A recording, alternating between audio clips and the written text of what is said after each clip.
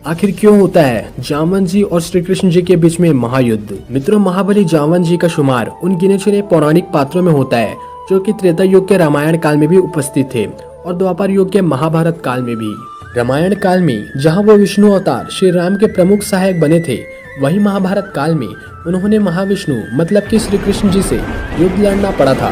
लेकिन आखिर उन्होंने ऐसा किया क्यों?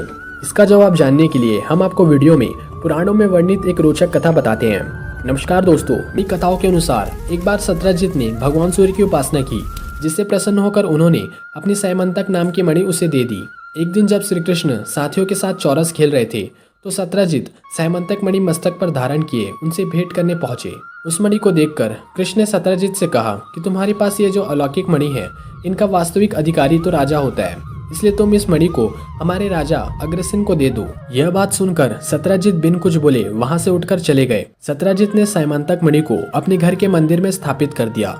वह मणि रोजाना 8 बार सोना देती थी। जिस स्थान पर वह मणि होती थी वहाँ के सारे कष्ट स्वयं ही दूर हो जाते थे। एक दिन सत्यजित का भाई प्रसेनजित उस मणि को पहनकर घोड़े पर सवार होकर आखेट के लिए गया। वन में प्रसेनजित पर एक सिंह ने हमला कर दिया, जिससे वह मारा गया। सिंह अपने साथ मणि को लेकर चला गया। उस सिंह को ऋक्षराज जामवंत ने मारकर उस मणि को प्राप्त कर ली और अपनी गुफा में चला गया।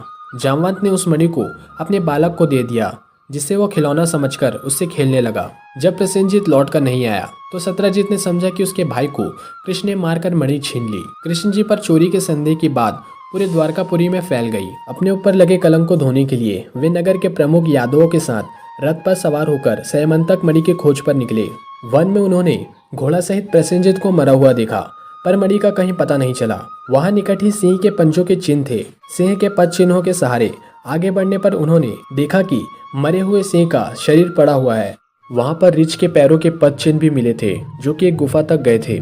जब वे उस भयंकर गुफा के निकट पहुंचे तब श्री कृष्ण ने यादवों से कहा कि तुम लोग यहीं रुको, मैं इस गुफा में प्रवेश कर मणि ले जाने वाले का पता लगाता हूँ। इतना कहकर वे सभी यादवों को गुफा के मुख पर छोड़कर गुफा के भीतर चले गए।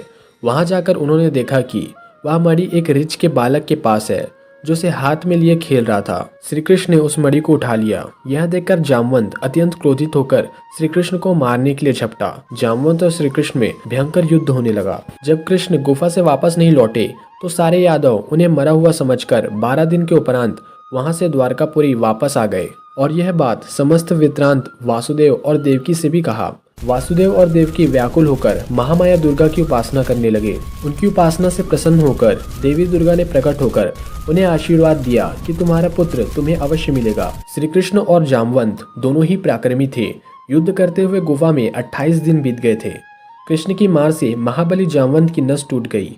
वह अति व्याकुल हो उठा और अपने स्वामी श्री रामचंद्र जी को याद करने लगा। जामवंत के द्वारा श्री राम के स्मरण करते ही भगवान श्री कृष्ण ने श्री रामचंद्र के रूप में उसे दर्शन दिए। जामवंत उनके चरणों में गिर गया और बोला, हे भगवान, अब मैंने जान लिया कि आपने यदुवंश में अवतार लिया है। श्री कृष्ण ने कहा, हे जामवंत, तुमने मेरे राम अवतार के समय रावण के वध हो जाने के पश्चात मुझसे युद्ध करने की इच्छा व्यक्त की थी और मैंने तुमसे कहा था कि मैं तुम्हारी इच्छा अपने अगले अवतार में अवश्य पूरी करूंगा। अपना वचन सत्य सिद्ध करने के लिए ही मैंने तुमसे यह युद्ध किया था। जामवंत ने भगवान श्री कृष्ण की अनेक प्रकार से स्तुति की और अपनी कन्या जामवंती का विवाह उनसे कर दिया। कृष्ण जामवंती को साथ लेकर द्वारकापुरी पहुँचे। उनके वापस आने से द्वारकापुरी में प्रसन्नता व्याप्त हो गई।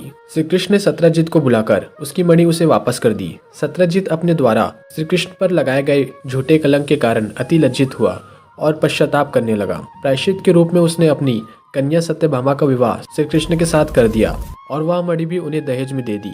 किंतु शरणागत वत्सल्य से श्री कृष्ण ने उस मणि को स्वीकार न करके पुनः सत्यजित को वापस कर दिया। तो मित्रों, इसी तरह से ये कथा समाप्त होती है। वीडियो अच्छा लगा तो वीडियो को थम्स अप जरूर दीजिए और नए हैं चैनल पे तो चैनल को जरूर सब्सक्राइब कीजिए, क्योंकि इसी तरीके से पौराणिक कथा इस चैनल के माध्यम से आपको सुनने को मिलेगा। हरे कृष्णा।